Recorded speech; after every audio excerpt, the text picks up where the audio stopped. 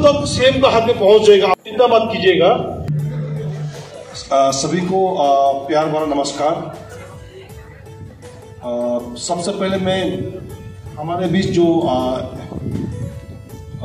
Anchor कर रहा है योमा नारा जी, बहुत अच्छी तरह से वो अपना धर्म को निभा रहा है and one of the finest and sweetest anchor देखने को मिला। थैंक यू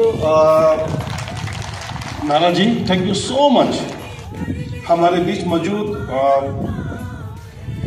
अरुणाचल असेंबली में मेरा साथी, मेरे छोटे भाई ऑनरेबल एमएलए भाई कुमसी जी, मंच पे विराजमान दोविंग सोनाम जी जो कि आज हमारे बीच में स्पेशल गेस्ट के रूप में आप मौजूद हैं यहाँ पे, प्रेसिडेंट साहब जली सोनम जी, लामा बागन जी, हमारे दिरांग के एडीसी साहब, हमारे थिम्बांग के जिला परिषद मेंबर, एमएमटी के दिरांग यूनियन के प्रेसिडेंट साहब, हमारे आपू के महिला प्रेसिडेंट और जितने भी जो डिस्ट्रिक्ट से आए हुए सभी प्रेसिडेंट, एग्जीक्यूटिव मेंबर्स, डेलीगेट्स जो पूरे राज्य से यहाँ पे आए हुए हैं, media friends, ladies and gentleman, मैं अपने बात को आगे कुछ बिंदु को मैं रखूं उससे पहले मैं हमारे जो तवांग के एमएलए साहब सिंह टही साहब, बोमडिला के एमएलए साहब और हमारे रूपा क्लातंग के एमएलए साहब, वो तीन आज यहाँ पे नहीं पहुँच पाया है, तो उनके तरफ से मैं क्षमा याचना मांगना चाहूँगा कि वो वाकई में वो आना चाहते थे लेकिन ऐसा काम हुआ वो आ नहीं पाया, इसलिए आप लोग माइंड बिल्कुल नहीं करना है। तो जैसे भाई कुंसी ने कहा कि जो अगला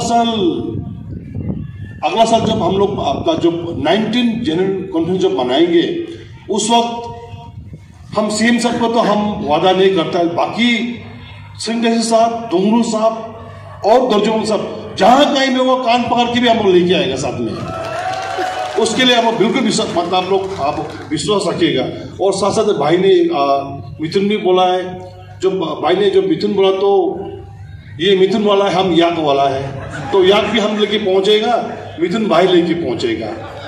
तो सबसे पहले तो ये 18 जो जनरल कॉन्फ्रेंस हो रहा है उसको शायद ये बहुत लंबा साल होता है, 18 ये ईयर्स जो कॉन्फ्रेंस हो रहा है, तो उसमें क्योंकि जन्मदिन है आपका ये, तो इस शुभ अवसर पर वैसे आज बिहू भी है, लाहौरी भी है और नया साल का माहौल भी है, तो आप सभी को ढेर सारा शुभकामनाएं देना चाहूँगा।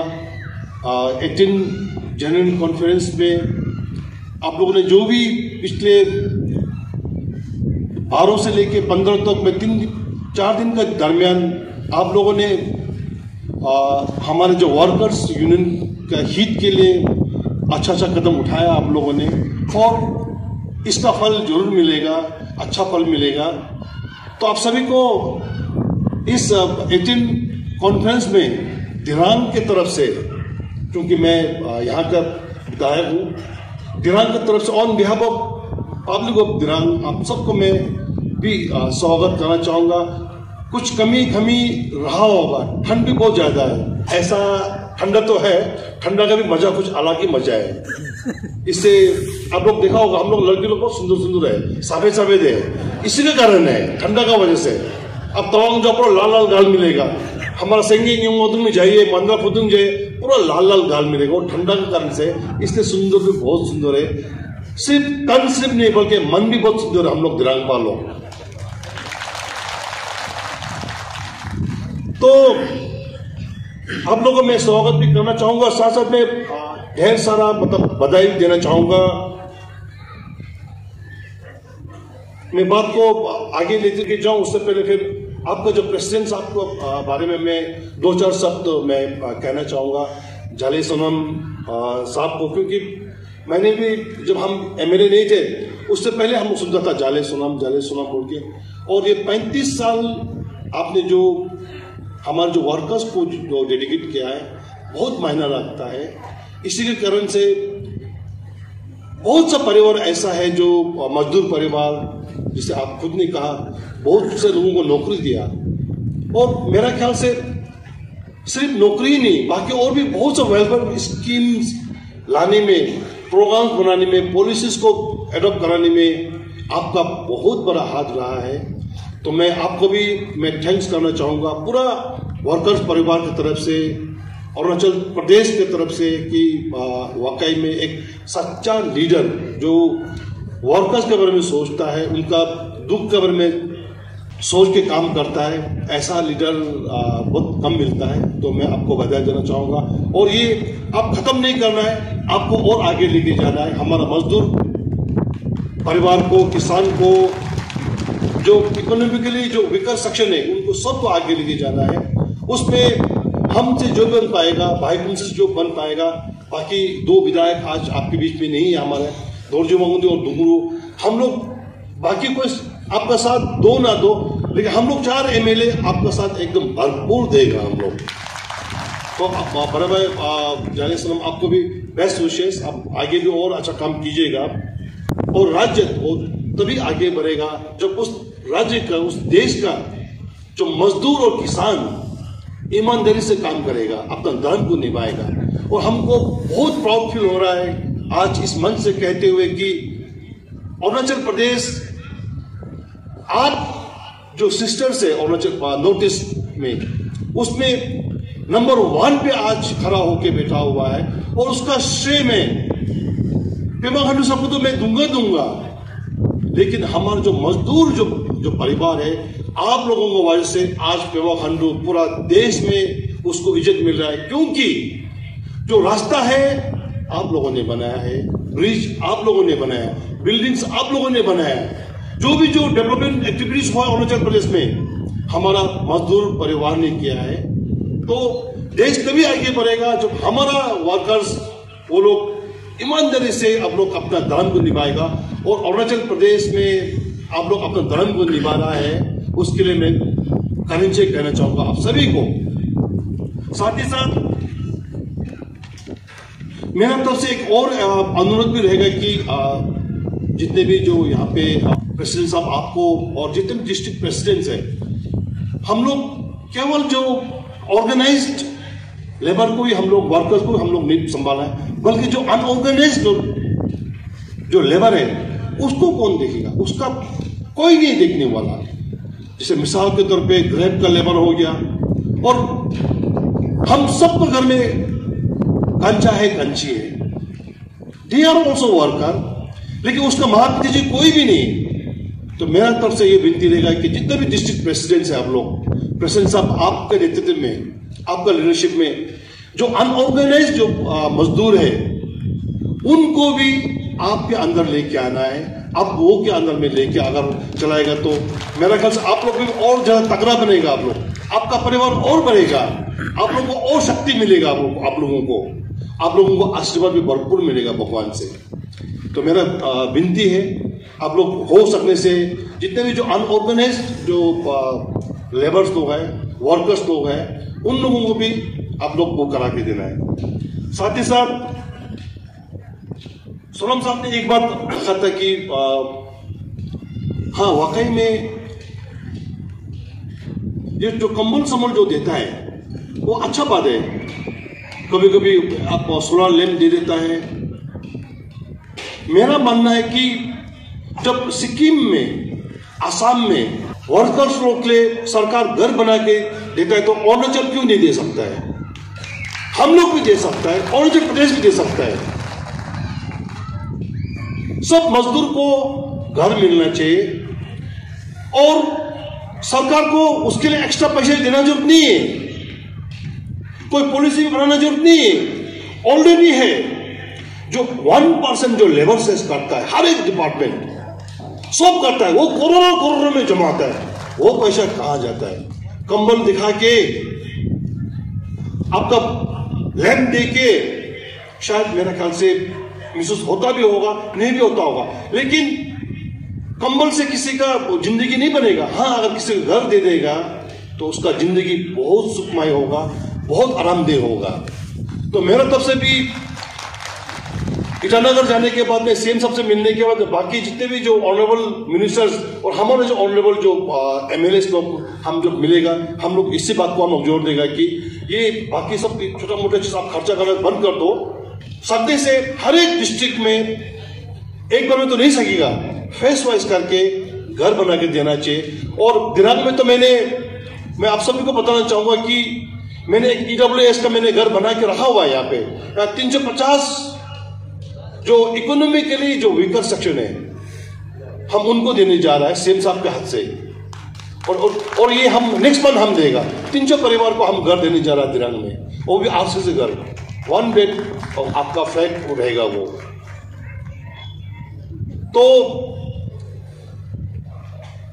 सरकार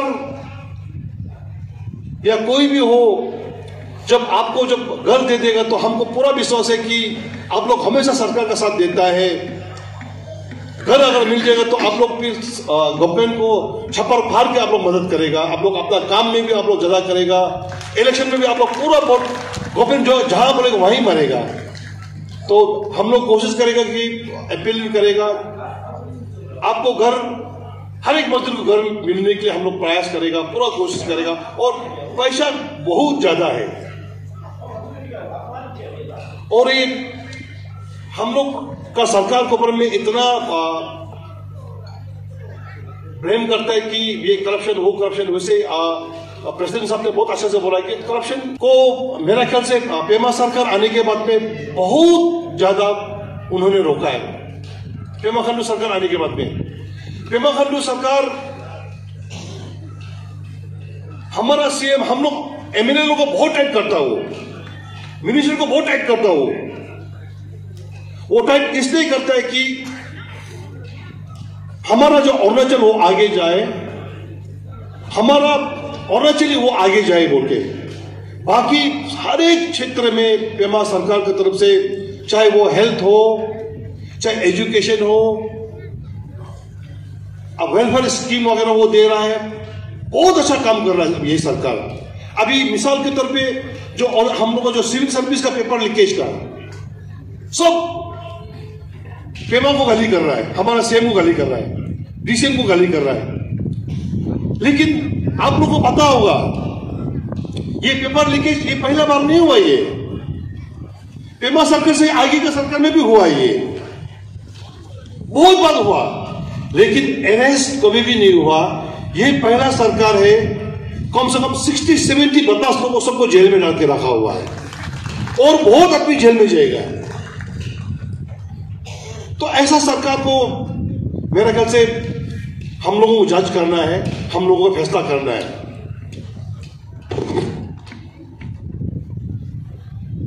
साथ ही साथ क्योंकि मैं दिनांक का मैं विधायक हूं, हमारी तरफ से मैं कभी भी मेरा हमेशा प्रयास यही रहता है कि दिनांक का जो भी पेशेंट है वो दवाई खरीद ना पाए, ऑपरेशन ना कर पाए। ऐसा जब से मैं एमएलए बना है, हम पूरा खर्चा हम उठाता है, मेरा कोई भी पेशेंट हो, और हम इसमें डिफिशन भी नहीं करता है कि वो ट्रैवल है वो नॉन ट्रैवल है, जो भी आता है हम फ्री ट्रीटमेंट देता है। चाहे उसमें मुझे 1000 रुपये खर्चा करना पड़े, चाहे उसमें मुझे 1 लाख खर्चा करना पड़े, चाहे उसमें मुझे 30 लाख खर्चा करना पड़े, मैं करता हूँ। मैं खोल के बोल रहा हूँ यहाँ पे, क्योंकि दिनांक पर बहुत है यहाँ पे, आप किसी को पूछ सकते हैं, मैं कभी भी डिफिशन में नहीं करता हूँ। साथ ही साथ दिनांक हॉस्पिटल के बारे में मैं आपको बताना चाहूंगा कि यहाँ पे वेस्ट कामेंग डिस्ट्रिक्ट में दिनांक ही एक हॉस्पिटल है, जबकि ये एक सब डिवीजन, ये आपका ये हेडक्वार्टर है। यहाँ पे हम डायलिसिस भी हम यहाँ करता है, डायलिसिस के लिए कालतंग से भी लोग यहाँ पहुंचता है, बोमडिला हॉस्पिटल से भी यहाँ दिनांक में आता है। तो वो इसलिए कि हमारा जो अमीर लोग हैं वो तो कहीं भी पहुंच जाएगा ट्रीटमेंट के लिए, वो दिल्ली पहुंचेगा, मुंबई पहुंचेगा, चेन्नई पहुंचेगा, लेकिन गरीब लोग हैं हमारा, मजदूर भाई लोग, जो किसान लोग, जो गरीब है वाकई में इकोनॉमिकली जो पीछे, उन लोगों को फैसिलिटीज देने के लिए यहाँ पे डायलिसिस का मशीन लग गया है। और फिर हमको आज यहाँ से ऐलान कर दिया, बहुत अच्छा लग रहा है कि कल ही मैंने एडी साहब को मैंने शेयर किया है कि कल ही फिर दिरांग के लिए फिर डिजिटल एक्सरे वो भी हम लोगों ने कल सैंक्शन करा दिया है, वो भी दिरांग में लग जाएगा।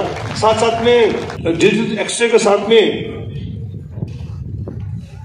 आपका डिजिटल रेडियोग्राफी भी दिरांग में सैंक्शन करा दिया है। तो आने वाला मेरा ख्याल 1 महीने के अंदर वो भी इंस्टॉल हो जाएगा, ताकि मेरा जो गरीब लोग हैं, जो मजदूर भाई लोग हैं, जो इकोनॉमी में सच में का बहुत तकलीफ में है, उन लोग को यहीं में ट्रीटमेंट मिल जाएगा, उसको आगे जाने नहीं पड़ेगा। तो मैं ज्यादा समय नहीं लेते हुए एक बात मैं ये भी रखना चाहूंगा कि हमारा जो बोर्ड है, स्टेट का जो लेबर बोर्ड है, हमको लगता है कि उसका चेयरमैन जो है आपका अंदर से कोई आके उसको चलाना पड़ेगा, ताकि आपका जो दर्द है, आपका जो समस्या है, जो प्रॉब्लम है, वो अंदर तक जानेगा।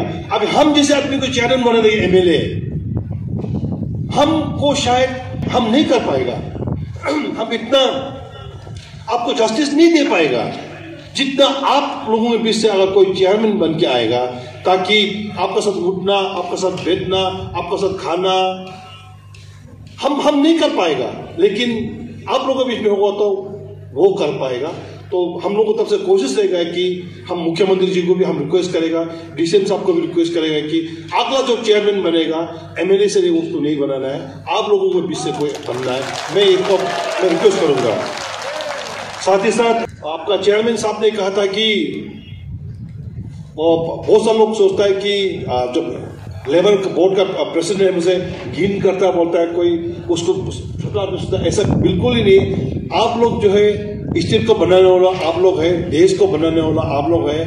आपका वजह से अरुणाचल आज 1 नंबर नॉर्थ ईस्ट स्टेट में सबसे नंबर 1 स्टेट है, और इंडिया में भी पेमा खांडू सरकार मेरे ख्याल से 7 या 8 पोजीशन में आता है। One of the best CM है वो।